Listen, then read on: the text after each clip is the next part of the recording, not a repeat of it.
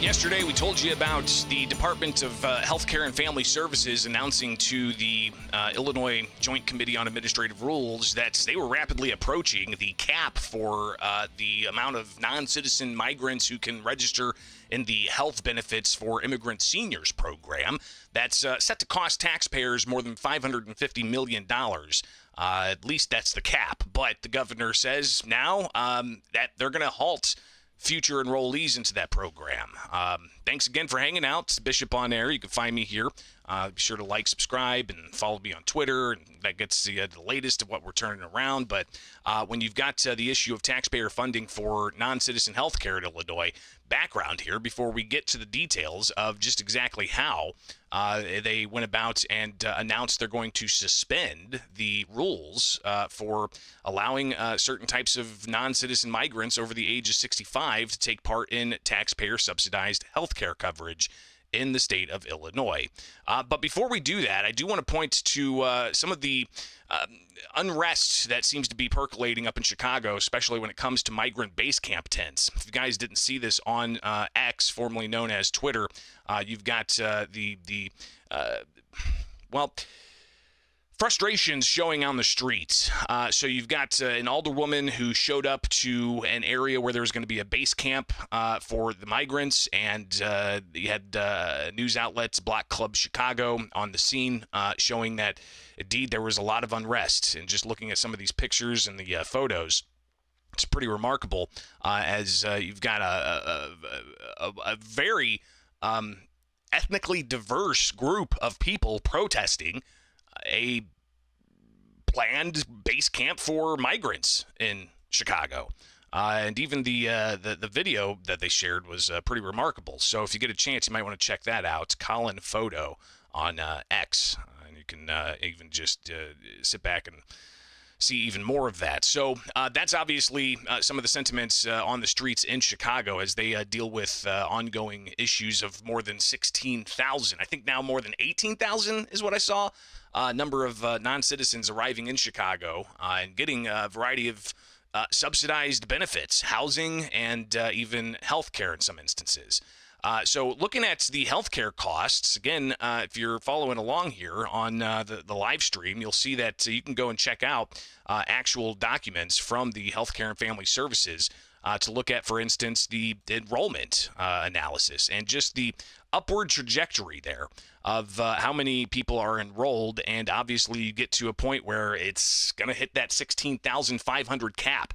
And that's 16,500 seniors who are enrolled in Illinois' taxpayer subsidized program. So the Illinois Department of Healthcare and Family Services yesterday announced that indeed they're going to have to halt further enrollees in the healthcare benefits for immigrant seniors program because they're ready to reach that 16,500 cap. So that's something else that could that come up. Remember, veto session starts next week. We're going to hear a lot about what's going on at the Illinois State House. A lot of different things, everything from energy policy to even gun control. But will more funding for non-citizens in Illinois come up? Something else I talked with State Senator Jason Plummer earlier this week on, just to revisit that. Here's what he had to say. It hasn't gone anywhere, Greg. I know that there's people in Illinois. I know there's people in Springfield that do not want to talk about that issue, but the issue hasn't gone anywhere. And it is a real problem, and it's a problem of the governor's making, and they have not figured out a solution to resolve it yet. We are putting huge stresses on our healthcare community. We're putting huge stresses on social service providers, on schools, and the governor and his allies created this mess, and we will do everything we can to help them out of it. But you kind of got to acknowledge the problem first, and they seem incapable of doing that. This is going to cost us billions of dollars that we do not have, and it's going to lessen opportunities and lessen services for tax-paying citizens of the state of Illinois. So obviously the amount of tax dollars going out already, drawing away from other resources going to taxpayers to help with a variety of other things, but some still pushing for even more subsidies for health care. A group called Healthy Illinois released a statement about the Illinois Department of Healthcare and Family Services suspending starting November, I think, 3rd it is. They're actually going to be suspending new enrollees pretty rapidly here. Let me see if I can pull that back up. Regardless, in a few weeks, we're going to see that suspension of the healthcare and family services benefit there. But Healthy Illinois, they put out a statement saying while they expected the announcement, it's still disappointing and a step backwards for the collective progress of Illinois making towards healthcare access. The Health Benefit for Immigrant Seniors program provides vital life-saving healthcare services to thousands of vulnerable adults across Illinois after a series of other significant program changes in the past year, like, for instance, not offering it to those 42 and over, for an example, but also the cost sharing efforts through copays or other ways to try to save taxpayer costs.